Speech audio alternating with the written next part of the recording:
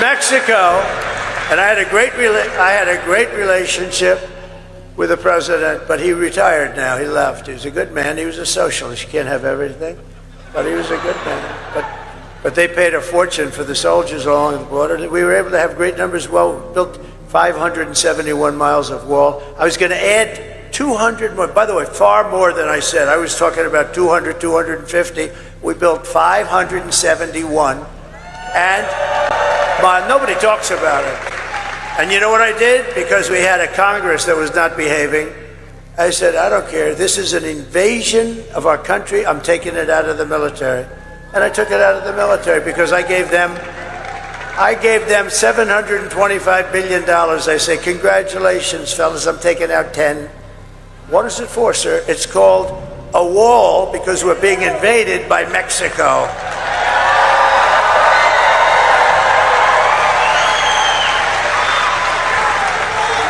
But now we have a new president in Mexico.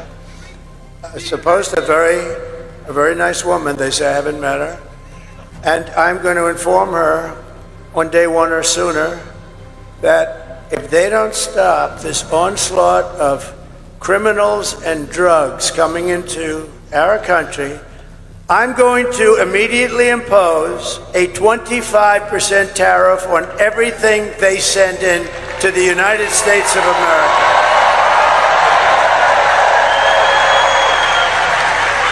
And the reason I delayed that, you're the first ones I've told it to. Congratulations, North Carolina. And it's only got a 100% chance of working, because if that doesn't work, I'll make it 50. And if that doesn't work, I'll make it 75 for the tough guys. And I'll make it 100. Then I'll make it 100. And at some point, they'll have so many soldiers on their southern border. You know, their southern border is where they come in. They come right through. And by the way, it has a 100% chance of working. It's only a question. I'll start off at 25%. That's a lot. Do you know Mexico's our #1 trading partner? Do you know what that costs? They make a fortune. They've taken over our country in a way since this Biden-Harris people. They became our #1 trading partner, and they're ripping us off left and right. It's ridiculous. They're not going to rip us off. They wanted $3 billion to meet with Biden. They wouldn't have said that with me. I would have said, oh, really? You want $3 billion to meet? I'd do the opposite. If you don't give us $3 billion, I'll impose the biggest frickin' tax. En Carolina del Norte, el candidato republicano Donald Trump nuevamente pues se lanza contra México.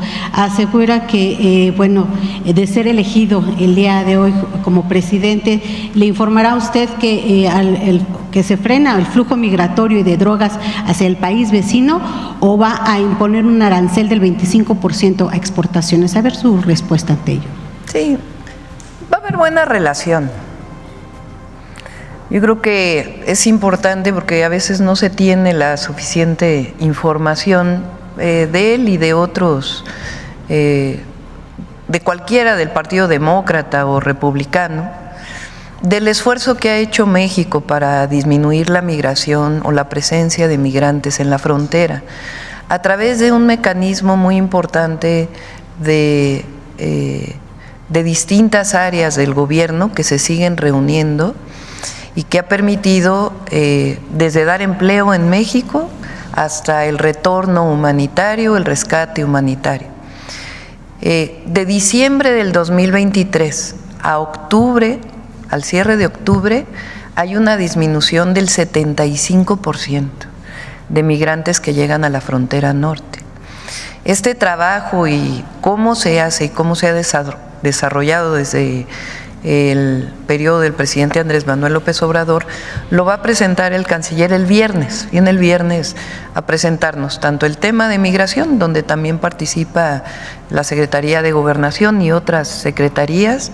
Es un comité que se reúne de manera permanente, que venía desde la Secretaría de Relaciones Exteriores, cuando fue primero Marcelo Ebrard y luego Alicia Bárcenas, y que se le está dando continuidad, además del proyecto de desarrollo de la frontera sur, que es muy importante. Hay 2 polos de bienestar en Tapachula que se van a desarrollar y que es muy importante esta información para que se conozca lo que ha hecho México y además pues este diálogo de alto nivel que se tiene que seguir desarrollando una vez que las organizaciones electorales determinen quién es el triunfador o triunfadora en la elección de Estados Unidos. Entonces habla Trump desde su desconocimiento, presidente. No estoy calificando particularmente al presidente Trump, ni mucho menos. Estoy diciendo que es muy importante que en el momento en que se determine quién es el ganador o ganadora, en ese momento tiene que haber reuniones, información de alto nivel para que se conozca lo que se ha hecho en México, tanto en términos del combate al narcotráfico, de evitar que llegue fentanilo a los Estados Unidos. Recientemente hubo una detención muy importante, que es una detención internacional incluso, de una persona de otra nacionalidad que fue detenido, que era parte del trabajo con Interpol, y también en términos de la migración. Entonces no califico ni a uno ni a otro, ni a otra candidata, a los candidatos a la presidencia de Estados Unidos, sino que estoy convencida que va a haber buena relación y que tiene que haber este proceso de información de inicio y de colaboración y coordinación. Y por último, preguntarle, presidenta, el día de ayer, doctora, pues ya supimos que en el INE se aprobó la solicitud de estos más de 13,000 millones de pesos para la elección de jueces, magistrados y ministros.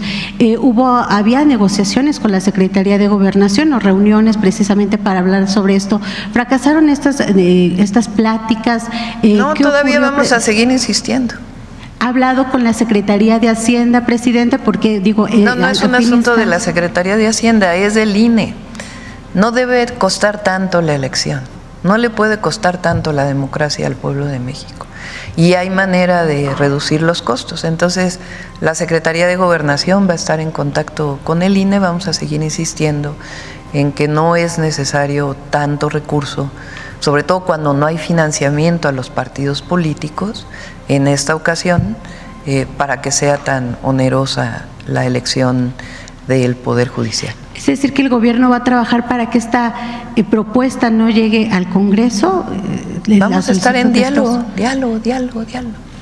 Ok, presidente, y sobre también el Poder Judicial, el juez Francisco Javier García, titular Juzgado Segundo de Distrito en Colima, ya fijó una multa de 54,258,85 pesos, a los integrantes del INE porque no se acató esta suspensión de la organización precisamente de las elecciones que se dijo por parte del tribunal se deberían realizar para la elección. Gracias, presidenta.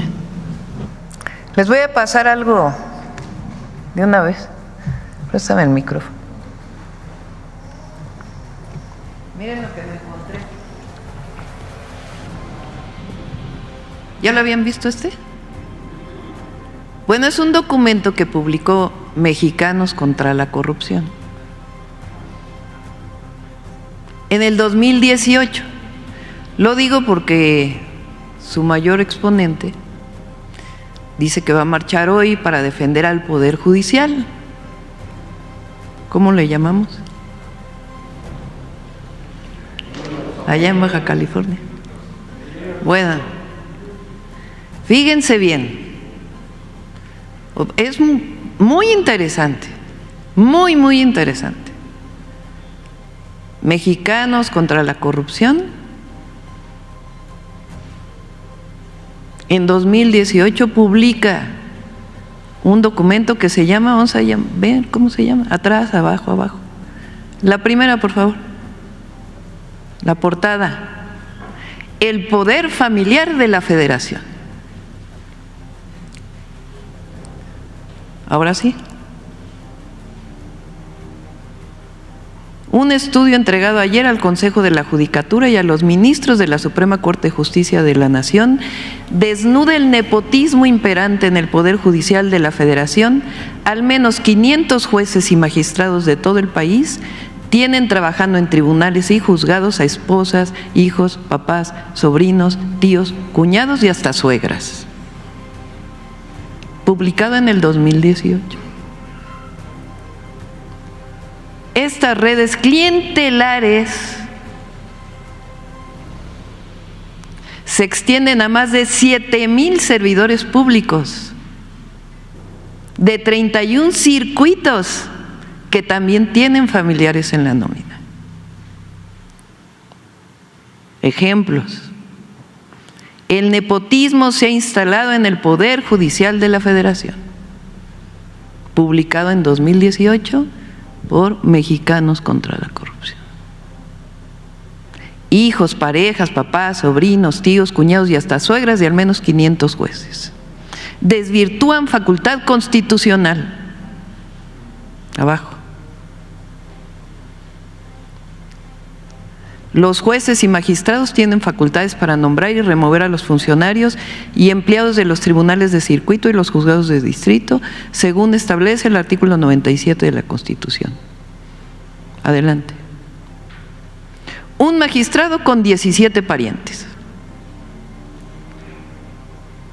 Durango, que integró a 17 miembros de su familia, entre hijos, hermanos, concuños, cuñadas, primos y sobrinos, en puestos administrativos como actuarios, secretarios de tribunal, juzgado, asesor jurídico y analista especializado. Abajo. Nepotismo entre jueces. De acuerdo con el diagnóstico, casi la mitad de los jueces y magistrados federales, casi la mitad, tienen parientes en el Poder Judicial. De 1,031 plazas revisadas en 31 circuitos, 501 tienen familiares, lo que representa el 48.6%. Guanajuato, en donde 38 de 46 titulares tienen familiares, que equivale al 82.61%. Dicho por el que hoy va a marchar a favor del Poder Judicial, a defender el Poder Judicial. Más abajo. Estado chico, nepotismo grande.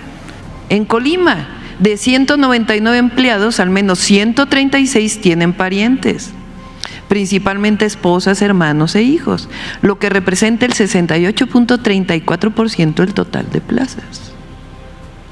No, Jalisco, el virreinato de los hijos. Así le llaman ellos, ¿eh?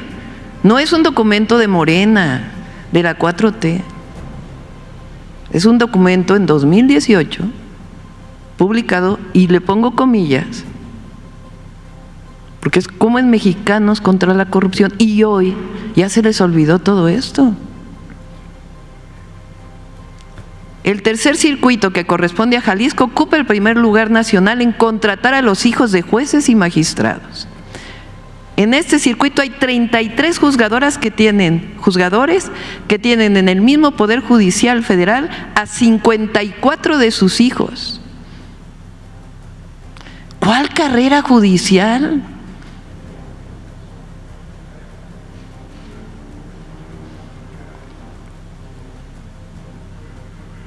Por mencionar algunos ejemplos, uno de los magistrados de circuito tiene trabajando a sus 4 hijos. Uno de ellos es oficial administrativo, 2 más son secretarios de tribunal y de juzgado. En la lista del Estado de Jalisco aparece el caso de otros 3 hijos de un magistrado que trabajan como secretarios de juzgado y de tribunal. Nuevo León ocupa el segundo lugar nacional de casos de vástagos, con 22 jueces y magistrados que tienen 36 hijos trabajando en el Poder Judicial. Adelante. Con sus esposas y exparejas. En el estudio realizado en 31 circuitos se identificó a 112 juzgadores que tienen a su cónyuge, pareja o exesposa trabajando en el Poder Judicial. Hermanos y papás. En el recuento entregado sobresalen los casos de 136 juzgadores que tienen hermanos que trabajan en los juzgados y tribunales. Michoacán está en primer lugar con 20 de estos casos, seguido de Jalisco con 17. Estamos hablando del Poder Judicial de la Federación.